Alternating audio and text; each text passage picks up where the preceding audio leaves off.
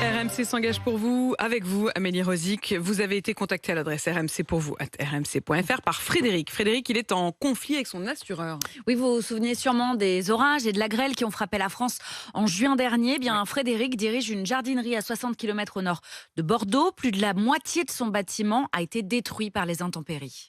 Donc toute la surface était entièrement couverte de verre cassé. Donc on a commencé à ramasser. Et donc là, sur cette partie-là, vous pouvez voir encore des carreaux en suspens qu'on fait tomber pour sécuriser. C'est un gros coup dur pour Frédéric, d'autant que ce n'est pas la première fois. Il y a 4 ans, la grêle avait déjà détruit 60% de sa jardinerie. À l'époque, il n'était pas couvert pour les dégâts climatiques. Le chef d'entreprise avait donc dû sortir 50 000 € de sa poche pour tout réparer. Et dans la foulée, il avait souscrit une nouvelle assurance multirisque pour 200 € par mois chez AXA. C'est donc en toute confiance que cette fois-ci, il a constitué son dossier d'indemnisation. Sauf qu'AXA refuse de l'indemniser. Absolument, après le passage d'un expert sur place, l'assureur lui explique qu'il ne sera pas pris en charge. Le motif, écoutez bien, son bâtiment est une serre, il aurait donc dû prendre l'option bris de glace. Cela pourrait honnêtement prêter à sourire, tant la situation est invraisemblable, mais c'est l'avenir même de son entreprise qui est en jeu. Frédéric est dépité, ça fait 45 ans que son entreprise, qui est familiale, est cliente d'AXA. Je suis très remonté vis-à-vis d'AXA. Pour une multinationale qui fait des milliards de bénéfices, je trouve que c'est un peu abusé.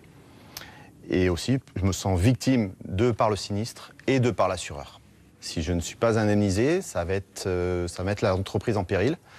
Parce qu'effectivement, ça coûte très cher. On a presque 200 000 € de réparation.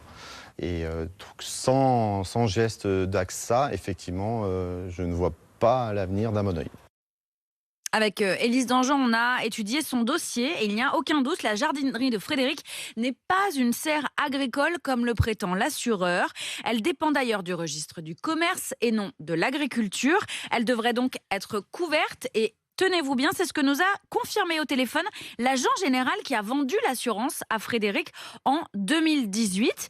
Et surtout, les assureurs ont une obligation de conseil envers leurs clients. Frédéric a expressément demandé, vous vous en doutez, en 2018, à assurer sa jardinerie pour le risque de grêle. AXA aurait donc dû faire en sorte qu'il le soit et engage sa responsabilité s'il y a une erreur. Qu'est-ce qu'ils répondent chez AXA, Amélie ? Nous avons eu de nombreux échanges avec la direction du groupe. Tout le week-end, par mail, par téléphone, AXA a fini par reconnaître, je cite, une zone d'incompréhension dans la lecture du contrat et propose un geste commercial dont on connaîtra le montant dans le courant de la semaine, mais ça risque honnêtement de ne pas être suffisant pour Frédéric. Je vous rappelle qu'il y a 200 000 € nécessaires aux réparations. Il craint de devoir fermer l'entreprise en octobre et de devoir licencier ses 5 salariés. De notre côté, évidemment, on continuera de suivre le dossier pour connaître notamment le montant du geste commercial. Et on compte sur vous, bien sûr, Amélie. RMC pour vous @rmc.fr. Voilà l'adresse qu'il faut connaître pour contacter Amélie.